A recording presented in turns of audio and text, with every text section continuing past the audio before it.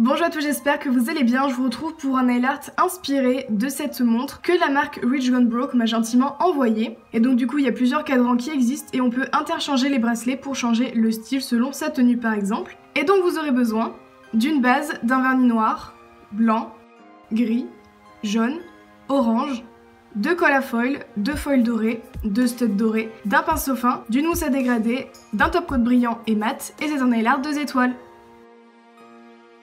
Comme toujours, j'applique ma base pour protéger mes ongles et éviter qu'ils jaunissent. Là bien évidemment ce sont des faux que je porte dans cette vidéo, mais ça n'empêche pas d'appliquer une base quand même.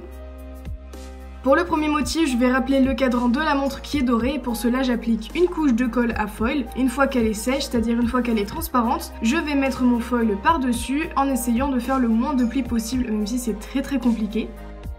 Je retire le tout et on passe directement au deuxième motif. Je commence par appliquer une couche ou deux de mon vernis noir, et donc là on va essayer de reproduire le motif du bracelet.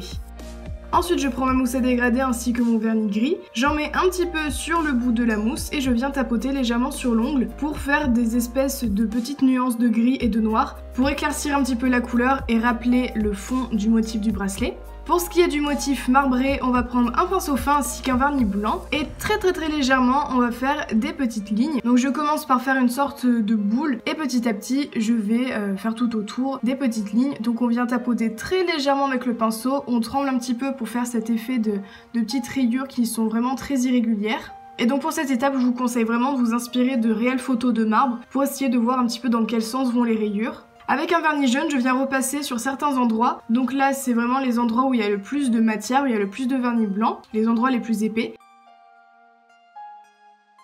Et ensuite avec un vernis orange que je viens légèrement diluer avec un petit peu de base ou de top coat pour que ce soit moins opaque, je viens repasser sur les endroits les plus fins, donc les petites rayures, et j'essaye de dégrader les deux couleurs entre elles. Et c'est terminé pour le motif marbré. Pour l'ongle d'après, je suis venue appliquer 2 couches de vernis blanc et j'ai rajouté des studs à la fin que je vous montrerai après bien sûr. Et pour terminer, sur le petit doigt, j'applique une couche de vernis noir pour faire un rappel de couleur encore une fois. J'applique un top coat brillant sur le motif en foil, donc si vous voulez pas que le foil craque comme pour moi dans la vidéo, il faut utiliser un top coat semi-permanent. Et j'applique également un petit peu de top coat au niveau de la cuticule sur le motif blanc pour ajouter des studs, donc un gros au milieu et un petit de chaque côté, et j'applique mon top coat par-dessus pour sceller le tout.